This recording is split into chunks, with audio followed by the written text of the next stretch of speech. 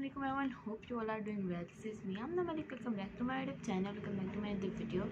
उम्मीद करती हूँ कि आप सब ठीक होंगे और खैरियत से होंगे। सो आज की मेरी वीडियो काफ़ी ज़्यादा इंटरेस्टिंग होने वाली है और बाकी तमाम वीडियो से जो है वो डिफरेंट भी होने वाली है, क्योंकि आज की वीडियो में मैं ना कोई व्लॉग बनाने वाली हूँ ना कोई रेसिपी दिखाने वाली हूँ, बल्कि बिल्कुल चेंज है। वो क्या है, आज की वीडियो में मैं जो है वो स्पेशली स्टूडेंट्स को एक मोटिवेशनल लेक्चर देने लगी हूँ, जो कि क्योंकि जो है वो 9th क्लास के बोर्ड एग्ज़ाम्स चल रहे हैं, तो मैंने सोचा कि मैं थोड़ा एक मोटिवेशनल लेक्चर की वीडियो बना लूँ ताकि उनकी भी मोटिवेशन आए और वो ज़्यादा से ज़्यादा मेहनत करें। ठीक है, तो आज की मेरी वीडियो यही होने वाली है। सो वीडियो को स्टार्ट करने से पहले, अपनी बातों को स्टार्ट करने से पहले, अगर तक आपने मेरे चैनल को सब्सक्राइब नहीं किया तो जल्दी से जाकर सब्सक्राइब, लाइक, शेयर, कमेंट ज़रूर कर दीजिएगा और मुझे ज़रूर बताइएगा कि आपको मेरी वीडियो कैसी लगी। और उसके अलावा मेरी इंस्टा की आईडी है, उसको भी जाकर ज़रूर व्यू कीजिएगा। ठीक है, सो जी वीडियो को स्टार्ट करते हैं, लेट्स गो। सो जी सबसे पहली बात तो ये है कि जो स्टूडेंट्स होते हैं ना, वो ना स्पेशली अपने बोर्ड के एग्ज़ाम्स के लिए बहुत ज़्यादा कंफ्यूज होते हैं, क्योंकि जो 9th क्लास के स्पेशली स्टूडेंट्स होते हैं ना, वो सो मच कंफ्यूज होते हैं, क्योंकि जो है ना उनका फर्स्ट एक्सपीरियंस होता है। पहली बात है उनका फर्स्ट एक्सपीरियंस होता है, दूसरी बात है उन्होंने पहले 1 से लेकर 8 तक कभी भी पेपर नहीं दिए होते ऐसे जो बोर्ड में होते हैं। ठीक है, तो वो सो मच कंफ्यूज होते हैं। स्पेशली ये लेक्चर जो है इन 9th 10 स्टूडेंट्स के लिए है। First year and second year वाले तो जो 9 10 है ना, उसमें देखकर तो उनको एक्सपीरियंस हो जाता है कि कैसे होते हैं बोर्ड के पेपर, क्या होता है, उनमें सब कुछ पता लग जाता है उनको। ठीक है, और जो 9 10 वाले हैं ना, वो उसमें अभी कन्फ्यूज़ हैं, क्योंकि जो है वो उनका फर्स्ट एक्सपीरियंस मैंने आपको पहले भी बताया है। सो अभी जो है वो उनका सेकेंड पेपर आज था, उनका बायो का पेपर। तो मैंने देखा था दोनों शिफ्ट का पेपर बहुत ज़्यादा आसान था, सिर्फ सेकंड शिफ्ट में शॉर्ट इजी थी, शॉर्ट इजी थे, लॉन्ग मुश्किल थे, और फर्स्ट शिफ्ट में लॉन्ग इजी थे और शॉर्ट मुश्किल थे। यही थी आज के जो शेड्यूल था वो उनका यही था। सो मैंने ये सुना था कि मैंने आपको इसलिए बता रही हूँ कि 9th क्लास के स्टूडेंट्स हैं ना, वो काफ़ी हद तक कंफ्यूज होते हैं, और जो उनकी कन्फ्यूजनेस है ना, वो जब वो कंफ्यूज होते हैं, कंफ्यूज होने वाली वैसे कोई बात नहीं होती।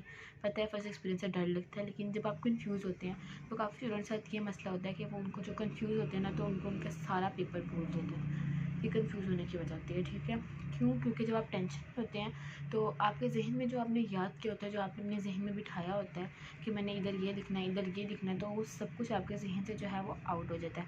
सिर्फ एक टेंशन जो है वो आपके जहन में घूमती रहती है कि हमें ये भी नहीं आता, हम क्या करेंगे, हमारा फर्स्ट एक्सपीरियंस है, हम कैसे करेंगे, सब कुछ ही आता रहता है उन बच्चों के जहन में। तो इस वजह से जो है वो उनका जो उन्होंने शेड्यूल बनाया होता है, जो उन्होंने याद करके अपने दिमाग में उसको बिठाया होता है ना, तो वो उनको सब कुछ भूल जाता है। सो फर्स्टली जो है मैं आपको कहूँगी कि आपने बिल्कुल भी कंफ्यूज नहीं होना। 9th क्लास से मैं आपको इस बात की तसल्ली देती हूँ कि बोर्ड में जो है वो डर लगता है, लेकिन जो डर जाएगा ना उसको सारा पेपर जो है वो भूल जाएगा। ठीक है, सो डरना आपने बिल्कुल भी नहीं है। सबसे पहले आपने जो है वो बिस्मिल्लाह पढ़ के 3 दफ़ा आपने दुरूद शरीफ पढ़ना। उसके बाद आपने रब्बी ज़िदनी इल्मा की जब तक आपको पेपर नहीं मिलता तब तक तस्बीह करनी है, और रात को भी आपने या हसीबों की तस्बीह करके सुनी है 313 दफ़ा। आखिर और पहले और शुरू में और आखिर में दुरूद शरीफ आपने ज़रूर पढ़ना है। ठीक है, वो लाजमी है। और पेपर स्टार्ट होने से पहले भी आप या हसीबों की कुल्ली तस्बीह करते रहा करिए। ये दोनों आप वजीफ़े ज़रूर करिएगा। ये करने से आपको पेपर जो है वो ईजी भी आएगा और आपको मुश्किल भी नहीं होगी। ठीक है जी।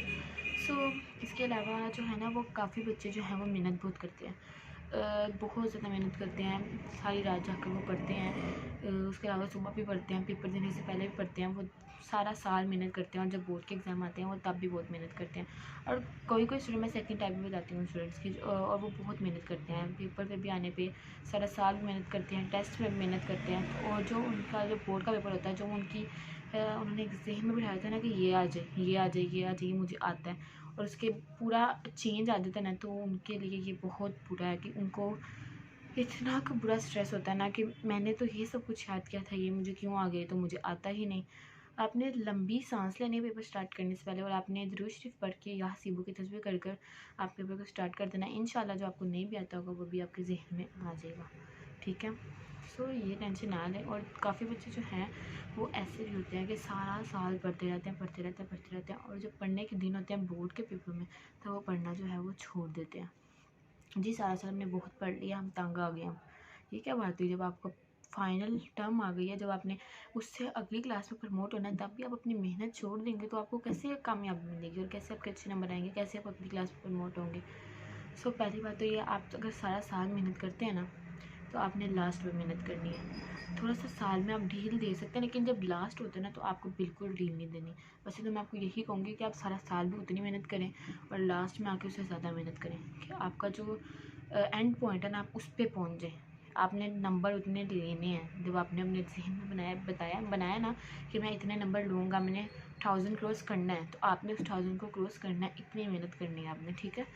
सो जी उसके अलावा एक और बात, जो बोर्ड है ना उसमें जो पेपर आता है ना वो इतना मुश्किल नहीं आता। ये पता है कि अनसीन आता है, स्पेशली बायो का पेपर थोड़े से जो शोर्स है ना लास्ट पार्ट के वो अनसीन आ जाते हैं। अब तो पेपर हो गया, लेकिन मैं आपको बता दूं, एक फ़िज़िक्स का पेपर आसान ही आता है, लेकिन केमिस्ट्री में जो और फिज़िक्स में जो न्यूमेरिकल्स आते हैं ना वो थोड़े से जो आपके हैं ना वो चेंज आ जाते होते हैं। लेकिन आपने बिल्कुल कंफ्यूज रहना है, जो मैं आपको वजीफ़ा बता रही हूँ वो आप ज़रूर कीजिएगा, आपको इंशाल्लाह आ जाएगा, ठीक है। उसके अलावा आपको जो है ना फर्स्ट पेज जो आपका होता है वो बबल्स का होता है, ठीक है। नाम मेंशन करना होता है, उसके अलावा साइड में अपना रोल नंबर लिखना होता है, कौन सी शिफ्ट है वो लिखनी होती है, उसके अलावा सब्जेक्ट लिखना होता है। सब लिखने के बाद और आपने बबल फिट करना होता है, तो आपका रोल नंबर होता है। और स्पेशली एक इम्पॉर्टेंट बात कि आपका जो बबल है ना, जब आप पेन से फिल कीजिए तो वो आपके बबल वाले सर्कल से बाहर ना आ जाए। अगर बाहर चल जाएगा वो काट देंगे। और आपने ब्लैक मार्कर तो specially black pen, black marker, black pointer नहीं यूज़ करना। उसके ऊपर लिखा भी होता है बोर्ड वाली शीट के ऊपर, तो फिर आप जब खोलेंगे तो आपका सब कुछ है वो आपने उर्दू में वहाँ पे मेंशन करना है, अपना नाम, जिस कॉलेज में आपका सेंटर बना है वो वाला, अपना रोल नंबर इंग्लिश में, उर्दू में, सब। मैं अगली वीडियोज़ पे बनाऊँगी कि मैं आपको, वैसे तो मेरा चैनल ब्लॉगिंग के लिए है, लेकिन मैं थोड़ी सी जो है ना इन्फॉर्मेशन वाले वीडियोज़ भी आपको दे देती हूँ इसमें। तो मैं अगली वीडियो कोशिश ज़रूर करूँगी कि मैं इस पर बनाऊँ कि मैं आपको जो है वो सारा बोर्ड का पेपर और जिस तरह वो आता है वो सब बता दूँ। वैसे आपको पता लग गया होगा, लेकिन नेक्स्ट टाइम वाली 9th के लिए ये इम्पोर्टेंट है, ठीक है। सो उसके अलावा जो है बहुत मेहनत करनी है आपने। मैं आपको ये भी कहूँगी आप बहुत मेहनत कीजिएगा, अल्लाह ताला से एक मेहनत कीजिएगा और दूसरी अल्लाह ताला पर आपने बिल्कुल उम्मीद नहीं छोड़नी। आपने ये नहीं कहना हम मेहनत करते रहते हैं बाकी सब अल्लाह ताला आप जाने, नहीं, आपने मेहनत भी करनी है, साथ अपने अल्लाह ताला से दुआ मांगनी है, मुझे इतने नंबर चाहिए अल्लाह ताला, मुझे प्लीज़ इतने नंबर दे दें। अल्लाह ताला से इस तरीके से दुआ मांगी है, उनके नामों की तारीफ़ करके, या रज़ाक़ु रिज़्क़ दे हमें। और नंबर जब मांगने हैं तो आपने कहना है अल्लाह ताला आपको आपके हबीब का सदका, ऐसे अपने अल्लाह ताला से रो कर नंबर मांगने हैं, इंशाल्लाह आपको अल्लाह ताला ज़रूर नंबर देंगे, ठीक है। और मेहनत को आपने बिल्कुल नहीं छोड़ना, किसी हाल में नहीं छोड़ना, ठीक है। चाहे आपको अपनी रातों की नींद को ख़राब करना पड़े, आपको अपनी सुबह की नींद को ख़राब करना पड़े, छुट्टी हो तो पूरी छुट्टी को बेकार करना पड़े पढ़ के, बल्कि बेकार तो होती नहीं, आपकी वो छुट्टी जो है वो आपके लिए बहुत ज़्यादा अच्छी बन जाती है। जब आपके पेपर में छुट्टी आ जाए तो आप समझते हैं जी छुट्टी आ गई है। एक और बात मेरे से मैं बाद में बताती हूँ आपको। आप कहेंगे छुट्टी आ गई है, तो नहीं, आपने दिन रात मेहनत करनी है। इन ज़्यादा से ज़्यादा कितने दिन होते हैं पेपर्स के, 15 या 20 या 17 दिन होते हैं, तो आप उन 17 दिन में अपनी नींद को ख़राब करके हमने दिल लगा के पढ़ना है, आपने हर चीज़ को ऐसे पढ़ना है कि जिस तरह वो आपके जहन में जो है वो जब तक बैठ ना जाए। और स्पेशली पेपर्स में, अब जो आगे पेपर रह गए हैं उनमें 9 क्लास, आपने जो है वो साइड वाले बॉक्सेस को ज़रूर पढ़ना, उनमें से वो जो है वो MCQs दे देते हैं, ज़्यादा शॉर्ट दे देते हैं, तो आप उनको ज़रूर पढ़िएगा, ठीक है। सो बात मेरी नज़र में क्या आई थी, मुझे भूल गई। आपने जो है ना हाँ जी, आप लोग कहते हैं कि हम क्यों अपनी नींद को ख़राब करें, हमने सारा साल इतना पढ़ लिया है। अब अगले दिन अगर आप लोग का आउटिंग का प्लान बन गया कि हमने आउटिंग पे जाना है, तो आप कहेंगे जी हम आउटिंग पे चल जाते हैं, छोड़ो पेपर है, छुट्टी तो है ना। आप सारी छुट्टी को बेकार कर देते हैं, ऐसे सो के गुजार देते हैं, और जिस दिन आपका पॉइंट पे पेपर होता है आप उस दिन मेहनत करते हैं। ये नहीं, बिल्कुल भी, जिस दिन आपको आप पेपर दे के आए हैं आप थोड़ा सा रेस्ट करें, ये नहीं कि आप ऐसे आते सारे पढ़ने वाले, नहीं, आप रेस्ट कीजिएगा। उसके बाद आप रेस्ट करने के बाद फिर आप बुक्स लेके बैठ जाइएगा, ठीक है। ये नहीं कि मुझे कल छुट्टियाँ मैं कल पढ़ूँगी, नो, ऐसे नहीं करना।